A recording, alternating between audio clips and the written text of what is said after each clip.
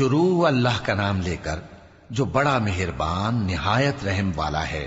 اے نبی، ہم نے تم کو فتح دی، فتح بھی کھلی اور واضح، تاکہ اللہ تمہاری اگلی اور پچھلی کوتاہیاں بخش دے اور تم پر اپنی نعمت پوری کر دے اور تم کو سیدھے رستے چلاتا رہے، اور تاکہ اللہ تمہاری بھرپور مدد کرے۔ وہی تو ہے جس نے مومنوں کے دلوں پر تسکین نازل فرمائی تاکہ ان کے ایمان کے ساتھ اور ایمان بڑھے، اور آسمانوں اور زمین کے لشکر سب اللہ ہی کے ہیں، اور اللہ جاننے والا ہے، حکمت والا ہے۔ یہ اس لیے کہ وہ مومن مردوں اور مومن عورتوں کو بہشتوں میں جن کے نیچے نہریں بہ رہی ہیں داخل کرے، وہ اس میں ہمیشہ رہیں گے، اور تاکہ ان سے ان کے گناہوں کو دور کر دے، اور یہ اللہ کے نزدیک بڑی کامیابی ہے۔ اور اس لیے کہ منافق مردوں اور منافق عورتوں اور مشرک مردوں اور مشرک عورتوں کو جو اللہ کے بارے میں برے برے خیال رکھتے ہیں عذاب دے، انہی پر برے حادثے واقع ہوں، اور اللہ ان پر غصے ہوا اور ان پر لعنت کی اور ان کے لیے دوزخ تیار کی، اور وہ بری جگہ ہے۔ اور آسمانوں اور زمین کے لشکر اللہ ہی کے ہیں، اور اللہ غالب ہے، حکمت والا ہے۔ اے نبی، ہم نے تم کو احوال بتانے والا اور خوشخبری سنانے والا اور خبردار کرنے والا بنا کر بھیجا ہے، تاکہ مسلمانوں تم لوگ اللہ پر اور اس کے پیغمبر پر ایمان رکھو اور اس کی مدد کرو اور اس کی تعظیم کرو، اور صبح و شام اس کی تسبیح کرتے رہو۔ اے نبی، جو لوگ تم سے بیعت کرتے ہیں وہ در حقیقت اللہ سے بیعت کرتے ہیں، اللہ کا ہاتھ ان کے ہاتھوں پر ہے۔ پھر جو شخص عہد کو توڑے تو عہد توڑنے کا نقصان اسی کو ہے، اور جو اس بات کو جس کا اس نے اللہ سے عہد کیا ہے پورا کرے تو وہ اسے عنقریب اجر عظیم دے گا۔ اے نبی، جو گنوار پیچھے رہ گئے وہ تم سے کہیں گے کہ ہم کو ہمارے مال اور اہل و عیال نے روک رکھا تھا، سو آپ ہمارے لیے اللہ سے بخشش مانگیں۔ یہ لوگ اپنی زبان سے وہ بات کہتے ہیں جو ان کے دل میں نہیں ہے۔ کہہ دو کہ اگر اللہ تم لوگوں کو نقصان پہنچانا چاہے یا تمہیں فائدہ پہنچانے کا ارادہ فرمائے تو کون ہے جو اس کے سامنے تمہارے لیے کسی بات کا کچھ اختیار رکھے؟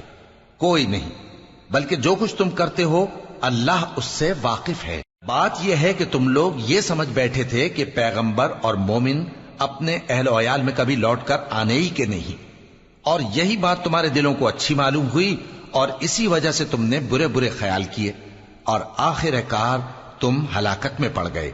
اور جو شخص اللہ پر اور اس کے پیغمبر پر ایمان نہ لائے تو ہم نے ایسے کافروں کے لیے آگ تیار کر رکھی ہے، اور آسمانوں اور زمین کی حکومت اللہ ہی کی ہے، وہ جسے چاہے بخشے اور جسے چاہے سزا دے، اور اللہ بخشنے والا ہے، مہربان ہے۔ جب تم لوگ مال غنیمت لینے چلو گے تو جو لوگ پیچھے رہ گئے تھے وہ کہیں گے ہمیں بھی اجازت دیجئے کہ آپ کے ساتھ چلیں، یہ چاہتے ہیں کہ اللہ کے قول کو بدل دیں۔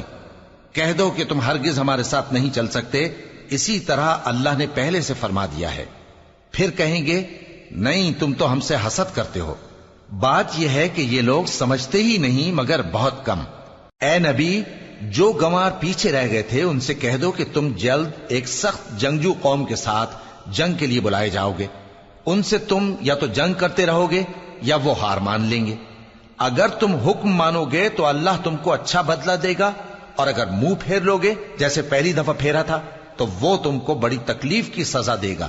نہ تو اندھے پر سختی ہے سفر جنگ سے پیچھے رہ جانے میں، اور نہ لنگڑے پر اور نہ بیمار پر سختی ہے۔ اور جو شخص اللہ اور اس کے پیغمبر کے فرمان پر چلے گا اللہ اس کو بہشتوں میں داخل کرے گا جن کے نیچے نہریں بہ رہی ہیں، اور جو روگردانی کرے گا وہ اسے دردناک عذاب دے گا۔ اے پیغمبر، جب مومن تم سے اس درخت کے نیچے بیعت کر رہے تھے تو اللہ ان سے خوش ہوا، اور جو صدق و خلوص ان کے دلوں میں تھا وہ اس نے معلوم کر لیا تو ان پر تسکین نازل فرمائی اور انہیں جلد فتح عنایت کی، اور بہت سی غنیمتیں وہ آئندہ بھی حاصل کریں گے، اور اللہ غالب ہے، حکمت والا ہے۔ اللہ نے تم سے بہت سی غنیمتوں کا وعدہ فرمایا ہے کہ تم ان کو حاصل کرو گے، پھر اس نے یہ غنیمت تمہیں جلدی سے دلوا دی اور لوگوں کے ہاتھ تم سے روک دیے۔ غرض یہ تھی کہ یہ مومنوں کے لیے اللہ کی قدرت کا نمونہ بن جائے اور وہ تم کو سیدھے رستے پر چلائے، اور کچھ اور غنیمتیں دے گا جن پر تم قدرت نہیں رکھتے، اور وہ اللہ ہی کی قدرت میں ہیں، اور اللہ ہر چیز پر قادر ہے۔ اور اگر تم سے کافر لڑتے تو وہ پیٹ پھیر کر بھاگ جاتے، پھر وہ کسی کو نہ دوست پاتے اور نہ مددگار۔ یہی اللہ کی عادت ہے جو پہلے سے چلی آتی ہے، اور تم اللہ کی عادت میں کبھی تبدیلی نہ پاؤ گے۔ اور وہی تو ہے جس نے تم کو ان کافروں پر فتح یاب کرنے کے بعد سرحد مکہ میں ان کے ہاتھ تم سے اور تمہارے ہاتھ ان سے روک دیے، اور جو کچھ تم کرتے ہو اللہ اس کو دیکھ رہا ہے۔ یہ وہی لوگ ہیں جنہوں نے کفر کیا اور تم کو مسجد حرام سے روک دیا، اور قربانیوں کو بھی کہ اپنی جگہ پہنچنے سے رکی رہیں۔ اور اگر ایسے مسلمان مرد اور مسلمان عورتیں نہ ہوتی جن کو تم جانتے نہ تھے کہ اگر تم ان کو پامال کر دیتے تو تم کو ان کی طرف سے بے خبری میں نقصان پہنچ جاتا، تو بھی تمہارے ہاتھ فتح رہتی، مگر تاخیر اس لیے ہوئی کہ اللہ اپنی رحمت میں جس کو چاہے داخل کر لے۔ اور اگر دونوں فریق الگ الگ ہو جاتے تو جو ان میں کافر تھے ان کو ہم دکھ دینے والا عذاب دیتے۔